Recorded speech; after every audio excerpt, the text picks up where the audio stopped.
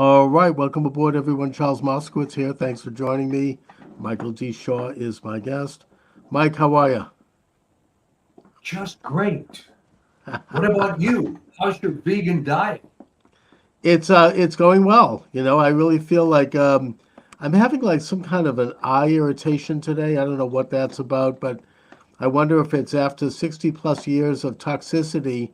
Maybe I'm leaching out all those toxins. I don't know, but There may be something to that, actually. yeah. Oh, I don't doubt it. I mean, I feel like kind of something's lifting off my shoulders. And you've And lost what, like 30 pounds? no, I've lost about 5 pounds so far, That's but pretty that's a good. lot. That's That's good, and pretty that's a good. lot. And I'm totally on board with it. And I'm not finding it to be too difficult. It's a lot of. I've realized that a lot of like what we eat and what we do, a lot of these things are, it's more just by habit. It's Oh, more like absolutely. psychological. I mean, like, I'm going along and I'm thinking, gee, why don't I have something that's not particularly healthy? And then I stop myself and say, well, why? I mean, it's like, Yeah. it's like, why am I doing this? It's like it's an unawareness, and I'm finding that it's actually working out pretty well. And I feel like I'm grateful to my dear daughter for getting me into this, and I feel like I'm going to be healthy. I'll save my life. Well, good. So Good news. yeah. So, but I want to talk a little bit about this whole dust up between Candace Owens and Rabbi Shmuley Beotek. What a character. I don't know if you're following the story, but Not he, so much, not so much between Candace and Shmuley, but between Candace and your friend Ben Shapiro, who and I Ben, never really yeah, liked, by the way. no, and I think he's really stepped in it by firing her, and she did nothing wrong. She did not. Yeah. She's not anti-Semitic. It's like a witch hunt. She was defending what's his face, the rapper. I forget his name now. Kanye, Right. who did. I mean, it said some stupid comment. I mean, it's like, and this is what gives. I mean, it's sort of a complete abuse of anti-Semitism, as I get into, by the way, in my book. And by the way, speaking of which, I want to thank the guys over at the Jew Function for interviewing me yesterday. What a great interview! They have a Oh, pretty big YouTube show, and it's going to be up, I think, in a few days after they finish editing it. And I get into the fact that the idea of anti-Semitism is, and by the way, Dr. E. Michael Jones is quite right about this, even though his motives are bad, in that it's he comes at it from a different standpoint yeah. than I am, but it is used as a vehicle by scoundrels to try to win an argument, and this has nothing to do with that. I mean, it's like if you and it does apply for groups like the ADL to liberal causes. If you're against abortion, you're an anti-Semite. If you're Well, against what gay it's come down marriage, to, and you probably know this, I forgot the name of the guy, apparently a Holocaust survivor, said it's very sad that the definition of anti Semitism changed from someone who hates Jews to somebody that Jews don't like. exactly. And by Jews, we're not talking your regular garden variety Jew here. We're talking Yeah. about ultra liberal Jews, Yeah. like, for example, Merrick Garland, who disgustingly attacked questions from I think it was Ted Cruz by saying, "Did you know I survived the Holocaust?" It had What? nothing to Him? do. Yeah, I mean, and I think that Mayorkas has intoned this. It's scoundrelous, and it makes my stomach turn Oh, that wait, they would did do but that. you're saying that Garland actually said that he No, personally. no, that his parents or his relatives were Holocaust survivors. Fine, had nothing to do with what they were talking about. He's, he was being asked about why it is he's sending spies into Catholic churches and Yeah. to school board meetings, and to as a way to dodge those questions, he intones this piece of biography which is completely irrelevant, and which And implies may that not anyone even be who true, by the way. probably I not. mean, it's the old thing that if all these people were related to Holocaust survivors, there would have been 10 times as many in the camp. I mean, it's you don't want to make light of it. No, I know what you mean. There'd be a lot more surviving, but or Holocaust victims, I should say, by Yeah. the way, just to be more precise. But the point is that it's not relevant to what they were talking about, and it's scoundrelous that he would intone that at a time like that. Same, and Mayorkas is the most disgusting of all.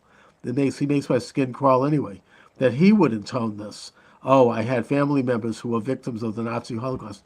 I don't So really what? care. Yeah, I mean, So I don't give a damn what he has. I'm interested in the fact that he's swung open the border of the United States. But the point is that that's that's what I think that Ben Shapiro has done to Candace Owens. Now I understand these are sensitive times. Israel was invaded.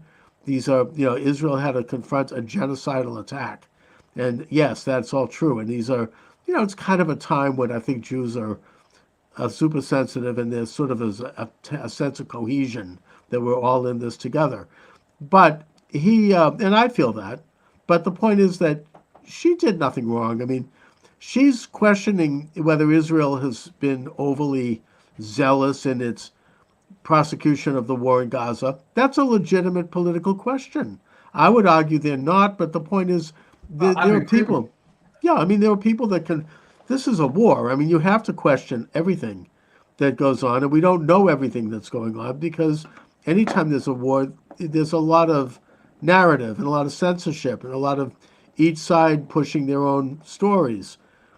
And I mean, but anyway, she then brought up Rabbi Shmuley and attacked him uh, because she said that he's selling sex toys.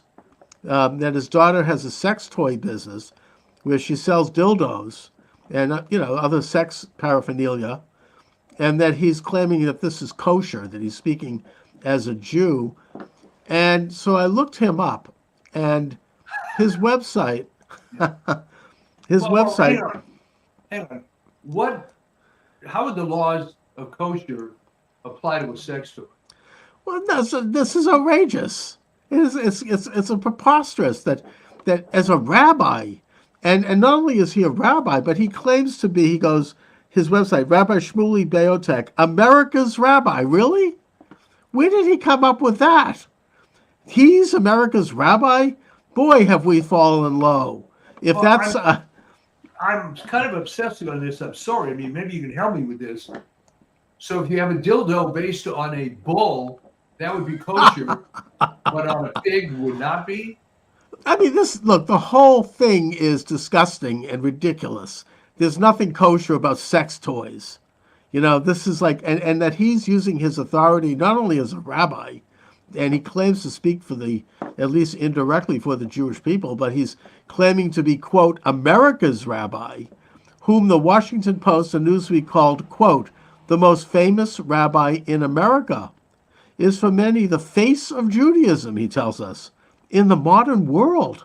What kind of a grandiloquent, arrogant person is this? I can think of a lot more rabbis in this country who are much more scholarly and much more Torah true and much more aware of the intricacies of Jewish law and Jewish life, and but aren't there blowing their horn like this and sending out press releases? I'm America's rabbi, and then I had heard of the guy. He's obviously a big self promoter, but right. why did it bother Shapiro that Candace deigned to attack this guy? Well, that's a big question. I mean, he sided with Shmuley, and Shmuley is there selling sex gadgets and butt plugs, apparently, through his daughter's business. It's disgusting. And not only that, but then Shmuley responded by putting up a video on his own Facebook page of a Purim celebration. Now, in Purim, you're supposed to put on costumes, and it's kind of like the Jewish version of the Mardi Gras. Or the Irish version of St. Patrick's Day, where you kind of let loose and you get a little drunk and you kind of have these funny skits and all that sort of thing. Well, the thing that he put up was so utterly disgusting. With his, he portrayed himself. You have to see this. I mean, it's awful, as like the worst stereotype of a Jew. He put on this big thick nose with pimples on it. and he's a weird and rather unpleasant looking guy anyway, but he made himself so hideous. And then he's there twerking with his young son, sitting on his lap. And then he grabbed the nipples of his young daughter. Oh, these are grandchildren, actually. And he's shaking his ass all over the place. Really? It was the most disgusting display. And it just, I mean, it's bad enough that he's doing this, and it's kind of inexplicable. But then he's America's rabbi. I mean, this is, it plays right into the hands of people like Dr. Jones and like Stu Peters, who, by the way, I admire as a talk show host, but I think he's wrong on Jewish issues. But I think he's sincere. He never lies, unlike Dr. Jones. He's actually an honest guy. But the point is that for Shmuley to get up there like that, it's repulsive to me, and I feel embarrassed. I feel like I have to explain this. It goes into the worst stereotypes of Jews that are held by anti-Semites. So was Shapiro defending this or what? I don't know if Shapiro just sort of said that Candace, after a number of instances, he felt that she was, anti-Semitic mainly because of her criticism of the state of Israel, which I think he's dead wrong about. He talks about being a great libertarian who has different points of view on his broadcast, but obviously he doesn't tolerate anyone that doesn't genuflect to his view on the state of Israel. Now, I would say that I happen to agree with him, probably. I don't want to agree with anybody totally, but nevertheless, I mean, I would have people on who don't agree. I mean, that's not the way to go. It's bad enough that you get these very prominent Jews in organizations like the ADL pushing censorship and claiming that people are, engaging in misinformation. But to have Shapiro do that, it's really not good. I don't think it's a good look for him. I think it's going to probably jeopardize his whole business, I would imagine. Well, there was that, and Andrew Klavan, who's also on Daily Wire. Right, who actually said convoluted explanation of what Candace did wrong, and Klavan's trying to come across like he's a Christian, which I really doubt. Well, he claims that he was baptized Christian. He's one of these guys. It's like those lawyers who work they're great guys. I mean, they work with Trump. I'm trying to think of their name. But they're like Jews who convert to Christianity. That's fine. That's their business. But the point is, he said something about that the term Christ is king is an anti-Semitic term. That's ridiculous. No. That's crazy I don't stuff. know. Well, in seeing that video, I almost felt like someone put him up to it. Yeah, probably Shapiro. Yeah, because there's nothing anti-Semitic about it at all. No, I've never heard that. Yeah, I mean, that's absurd. I mean, are they going to try to say that anything Christian is anti-Semitic? I mean, that's... there are people that... And by the way, even if it is, tough noogies, I mean, that's part of their faith. Look, I do think there's some anti-Semitism in the Christian doctrines, and that's fine. I'm not going to try to change Christian doctrine. I mean, it's like, get over it. We have to kind of, tolerate differences. That's why we have different religions. I mean, it's just crazy stuff. Yeah. So, no, I think he's hurting his brand. But then again, he's had a lot of chances, Shapiro, because he was violently anti-Trump 2016 election. Yeah. For no apparent reason that I could ever figure out, other than Trump did not fit his sort of lace curtain. Yeah, exactly. Him and the one at Blaze, I forget his name now, but also was violently anti-Trump. Then he took a 180-degree turn. Who's who I mean at Blaze? Oh, Glenn Beck. Glenn Beck, yeah. They were viciously anti-Trump, and then he went 180 when Trump won. Well, what they didn't realize is, and we talked about this before, that this represented, you talk about Wendell Willkie, but yes. I prefer referring to Nelson Rockefeller as the quintessential lace curtain Republican. We don't want to be around these smelly blue collar people, so we're going to be in this country club Republican setup. And Yeah. Trump was this, let's be honest, this guy from Queens who was not Yes. so genteel. And that's Exactly. not how Republican is supposed to be. A Republican is supposed to have manicured fingernails and perfect clothing and whatnot.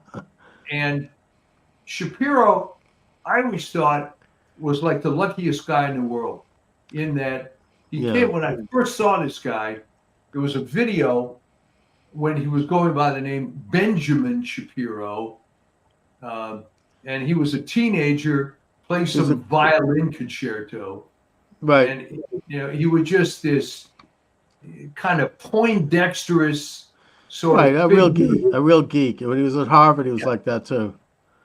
And then he goes to Harvard, whatever, and then starts becoming some sort of conservative commentator.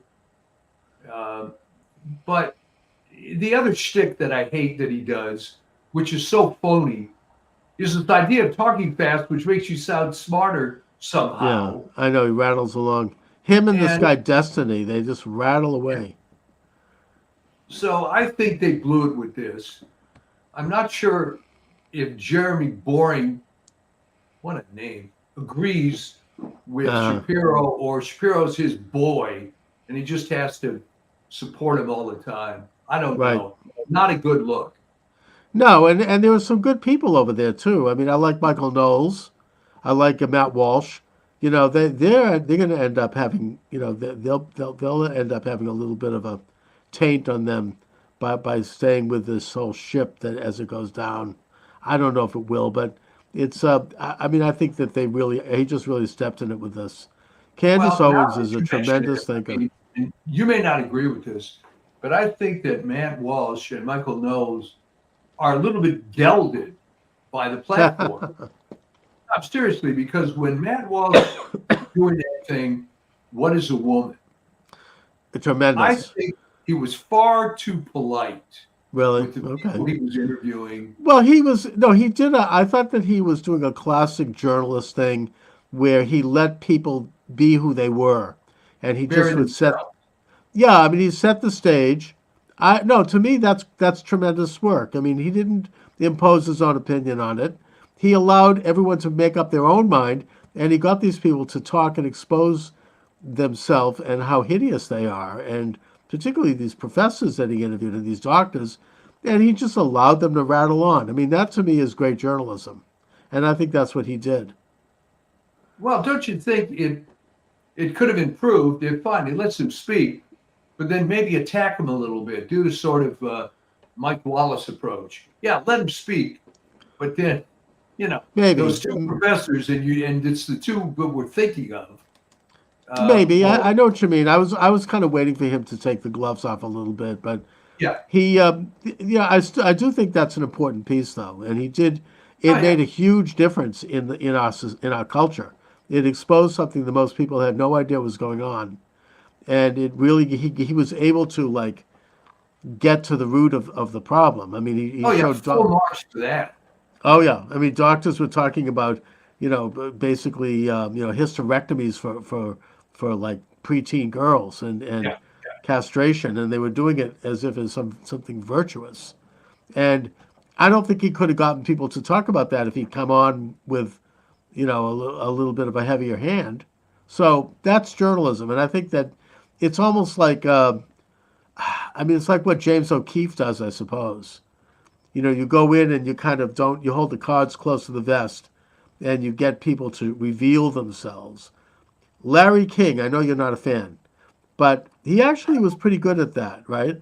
I mean, first of all, it's because he was so ignorant. He never read a book, but putting that aside, he well, would that was get it. people, yeah, but the point is he would get people to reveal a lot more of what was going on with them That is than true. he than he would have if he had come in like maybe I would come in, blazing with fists.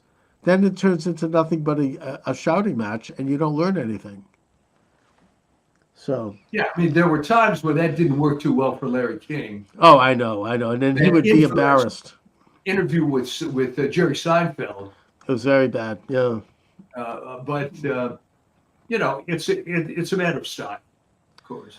Right. I mean, another master of that is well, before he went on the dark side was Howard Stern. I mean, he's completely gone into the, I don't know why. He certainly made a few bucks in his day. What does he need to? But he used to be able to get people to talk about the most amazing personal things that you wouldn't even talk about with your own spouse. Yeah. I mean, and it was like you felt like almost like you're like an eavesdropper on a phone call. I mean, it almost had a voyeuristic sense. You feel like a peeping in someone's window, the way he Yeah. would get people to talk about their sex life or just personal stuff. And he was very good at it because he would disarm someone. He would make them feel so they would forget where they were. They would forget that they were talking to his millions of people. They would just be sitting there hanging out with him at a bar. And he Yeah. would get, and it was amazing. He was very skilled at that. Anyway, but this whole kerfuffle is interesting in that I find myself siding with people who I normally would not side with on the business of Shmuley, and I think that he's an absolute disgrace to as a rabbi to have to go out with this stuff and to be there selling sex toys with his daughter. I mean, it's just it's to say it's creepy is an understatement. And then I heard him on with Alex Jones. Oh, it's all good because it helps marriages, and I'm fine. Why is he? He should. It's not for a rabbi to be involved. I mean, if he wants to promote that kind of thing, open a storefront with tinted windows or something. I don't know. It's not really the role of somebody who claims to be representing Judaism. Judaism does not condone sex toys. I mean, is that what he wants people to think? It sort of plays into the hands of people that we don't want to encourage. Well, it certainly enforces stereotypes that people would have. Yeah. And yeah. But what do you think of the? I mean, it appears, speaking of lace curtain Republicans and rhinos, they do appear to have a strategy of stopping Trump at this point because, barring, God forbid, an assassination, and I am saying that because I do think that's the only thing that can stop Trump now. They are trying to set it up so that they are resigning from Congress early, but so there won't be a special election, as in the case of this guy Buck and this guy Gallagher. They're following, apparently, they're conversing with McCarthy, who wants him to do this because out of spite. I think he wants revenge. And if they vacate those seats, and there's no special election, then the Congress is going to go to the Democrats. They're now down to just one, I think, once this guy Gallagher leaves, if he does this. And he's being pressured not to do it. But I would imagine there's a lot of forces encouraging him, including moneyed forces, frankly. I don't know that, but, there's some money there's some awards for him for doing this. And I think that what's going to happen is if the Congress goes to the Democrats and Jeffries, and Trump then wins, they're not going to confirm the election. They're going to start with insurrection legislation. They're going to say we can't, certify this election because of the 14th Amendment. And then if that doesn't work and he's not inaugurated, they're going to launch impeachment immediately, probably within minutes of his taking the oath of office. I think that's what's going on. What do you think? Yeah, I would have to agree. And of course, you and I don't need any more reinforcement of how corrupt things are. Right. And how the rhinos were all bad news from the beginning. We'll never know, and maybe it'll come out in 50, 100 years, how Trump in his first term succumbed to these rhinos. I believe that he was getting some conventional political advice. Well, I think that he's learned his lesson. I mean, it's a little late, but apparently Lara Trump, his daughter-in-law, heading the RNC, is insisting that people take a loyalty oath to join the staff, including whether, and she sends out a questionnaire that asks, one of the questions is, do you believe that the 2020 election was stolen? Yes or no?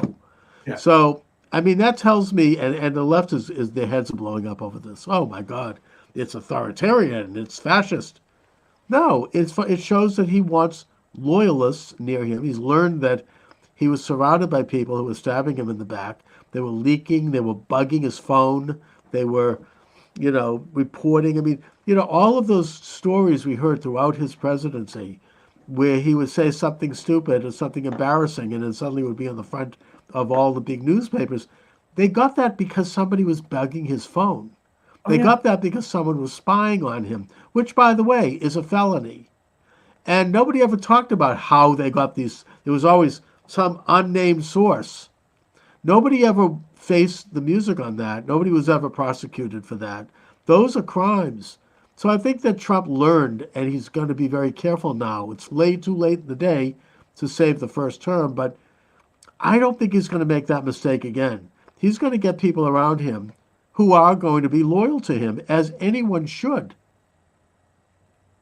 Well, you're right. I think what this exposes, I mean, the fact that these rhinos are quitting left and right. The good news, if that's the term, is that now they don't care anymore. They're not even trying to fool anybody about how corrupt this is. But, after living in the D.C. area for nearly 20 years, it was pretty clear to see what's going on. There is no, quote, opposition. Right. It's just they're all part of the same swamp.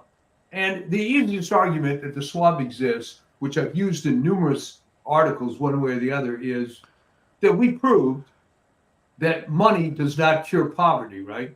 There was over $20 trillion spent on the, quote, war on poverty through the years. And then we lost it. Still have poor people, right? Sure. Well, this money went to this endless cadre of lobbyists, beltway bandits, consultants, and whatever. And it's destroying the country, this whole parasitic class. And I've met over those years far too many of these people. Oh yeah, I mean it's the whole cottage industry. I mean they'll knock a few crumbs off the table after they have they feast on all of the funds. I mean, one example that comes up recently is the Clinton Foundation raised $14 billion to help relieve Haiti. I think Haiti got maybe a few $1,000,000 out of that. Yeah.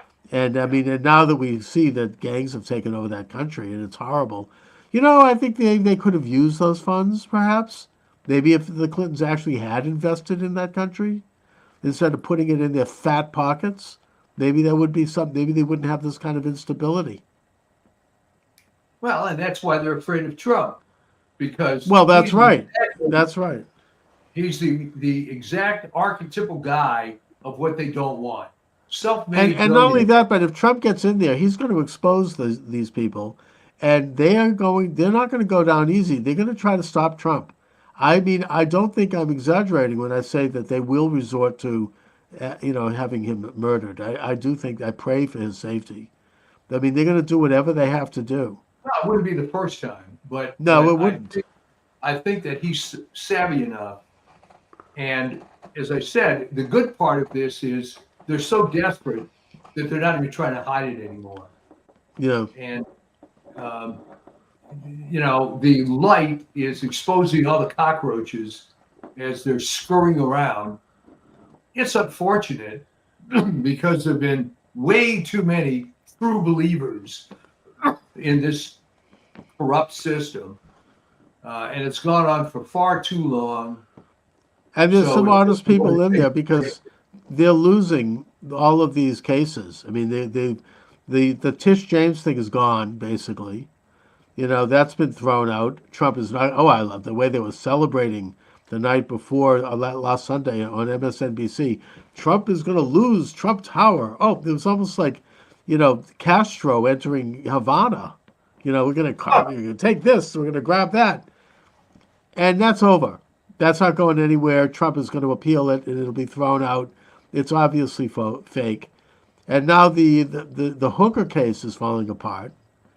The last thing to come out is that there's a whistleblower near Michael Cohen, the corrupt, rotten lawyer and perjurer, and convicted felon, that he had shaken down the Trump company. Trump knew nothing about it, and that he was having an affair with a hooker. So that's coming out. And then you have Jack Smith. He's not even in the country. I think he's in the Balkans. And, the whole business of the documents raiding Melania's underwear drawer, I think that's fallen apart because of the Biden papers. I mean, the Biden special prosecutor has now said that there are still some documents that he wasn't able to get his hands on because they think it might have something to do with Tara Reade and her complaint against Biden. So that story is continuing to percolate, and that kind of cancels out the story against Trump. Plus, he was illegally using classified information and giving it to his biographer and whatnot. And obviously Fannie in Atlanta, that doesn't have much credibility anymore, does it? So I think that all of it hasn't really flown. It hasn't worked for them. Well, what are they going to do? If you're going to create this conspiracy to get Donald Trump, maybe you should try to find people who are competent to carry it out. Yeah. So this raises the question, do they have any competent people on their side? It's one thing to talk about Mark Elias, but he's not the prosecutor that's, on the ground doing this. So all they could come up with was this disgusting woman in Fulton County. It didn't fly. And she did not come across well. No. She didn't know enough, by the way, to get rid of this stupid ghetto attitude that she was trying to put up there. It didn't help that she had her dress on backwards. Yeah, it embarrassed black people. Just weird. Who knows what that was about? This idea with the cash, which was absurd. None of this. It's ridiculous, and it's. By the way, how is Tish James worth $14 million? That's a good question. Being a civil servant in New York State, Oh yeah, I mean they're all very corrupt, all of these people. So, what do you think about the collapse of the bridge in Baltimore, the Francis Scott Key Bridge? It's very suspicious, I think.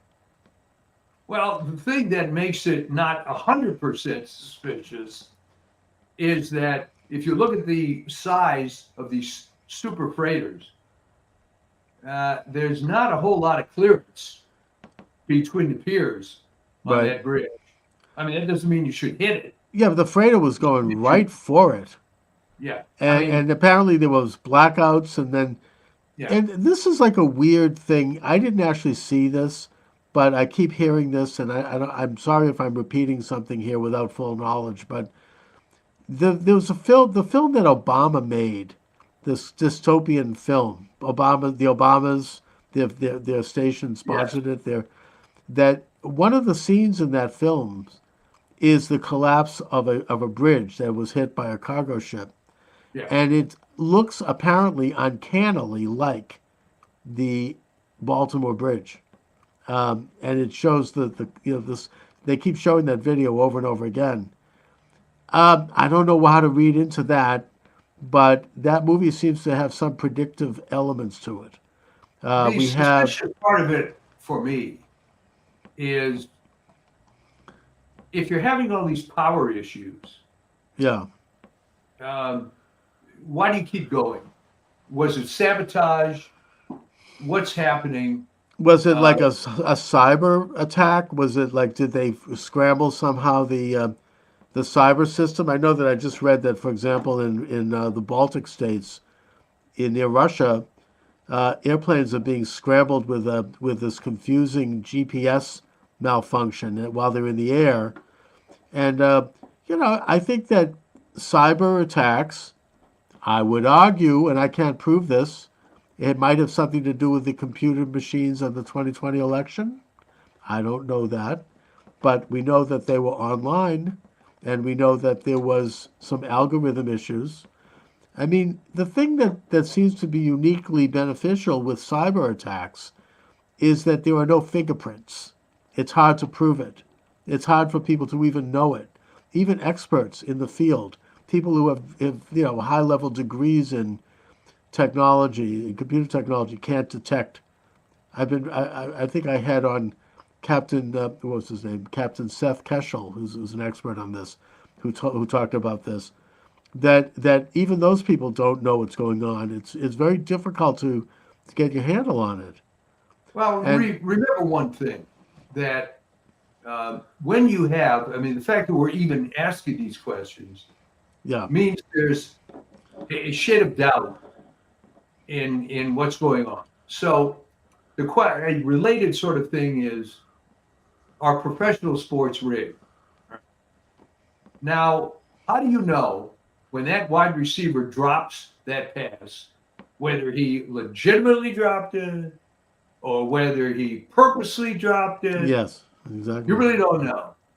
So the fact that you're even thinking about that is interesting, because all I can say is look at past experience.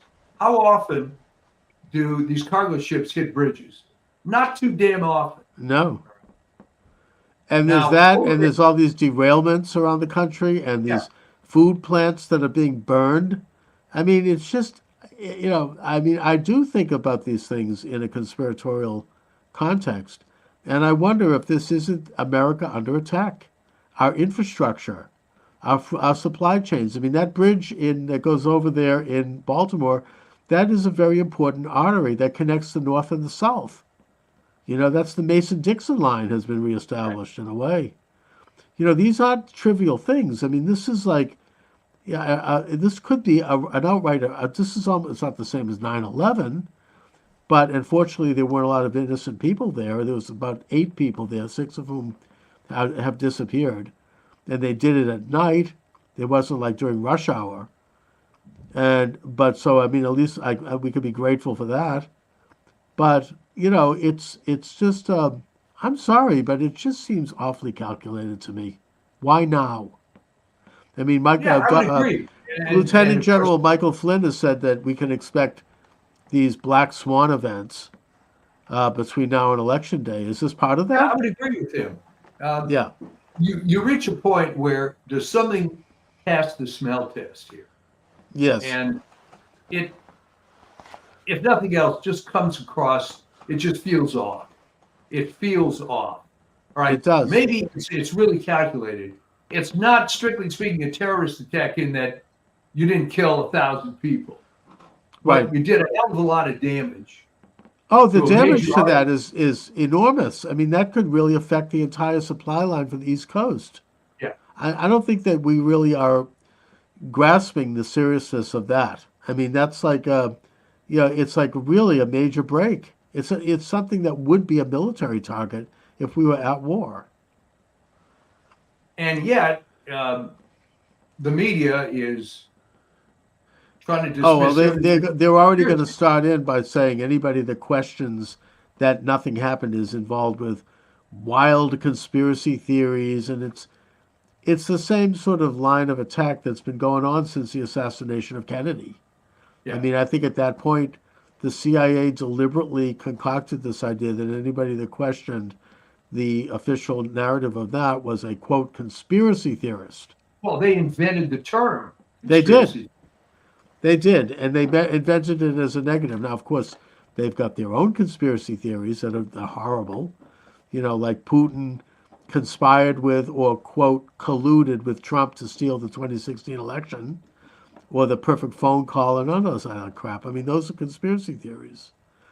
But anyway, I think what's happening now, if you want to compare the Kennedy assassination, is, yeah, and let me relate your friend Judith Reisman, yes, where an article appeared. I think Peter Bregan and his daughter have a Substack, and they published essentially Judith Reisman's work, reinterpreted on Alfred Kinsey.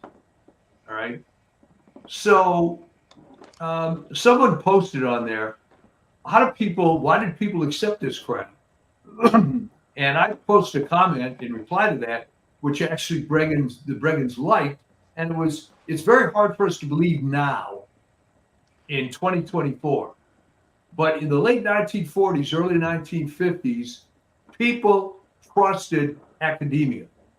This was some professor, he was the authority, and you, little man, are going to believe what this guy says.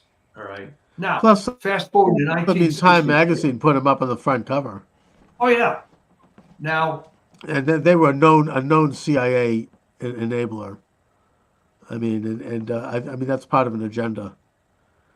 Well, right. Now, use those eyes to look at November 1963. All right. Yes. How do you find some loser with a mail order gun climbing up to the top of this building and shooting the president? Right. And obvious, look, I mean, I'm having Dr. Jerome Corsi on. He's just come out with another book about the assassination, where he shows completely and unequivocally that there were 4 shots fired, that 3 of them came in from the front and 1 of them came in from the back. And it would have been impossible to have one person do that. I mean, Oswald was aimed from the back. Maybe he might have gotten off 1 shot, but, you know, it's just, I mean, everyone knows. They did that in broad daylight, right in downtown Dallas. I mean, that's what worries me now, because they didn't care. I mean, it was so blatant. I mean, Roger Stone seems blatant. It was blatant then, but they had the advantage that you have to admit, people in 1963 didn't, or most of them, didn't think like this. That's right. So maybe that's a good thing, because back then people just accepted it and they mourned and they moved on. Nobody believed that there could have been this bigger agenda going on, this bigger conspiracy. Never mind that the whole country changed. I mean, I wrote a book about this called Assassination in America, where I look at a lot of assassinations. You have to look at them as a conspiracy, especially if it's someone who's powerful and who is in a position of influence. Of course they're being assassinated. That's just it's the nature of power. You know, if there's a lot of at stake in a particular situation and someone's standing in the way, or they may affect it, and someone is going to lose something because of that, of course that they could be assassinated. Now, obviously. I mean, anytime a president dies under mysterious circumstances, of course you have to look into that. I mean, I show historically cases like Zachary Taylor, William Henry Harrison. I mean, these people, there were reasons why they might have been killed. There were people who needed to get rid of them because they were standing in the way of a particular agenda. And you can look at what happened after they died. There was a sudden shift.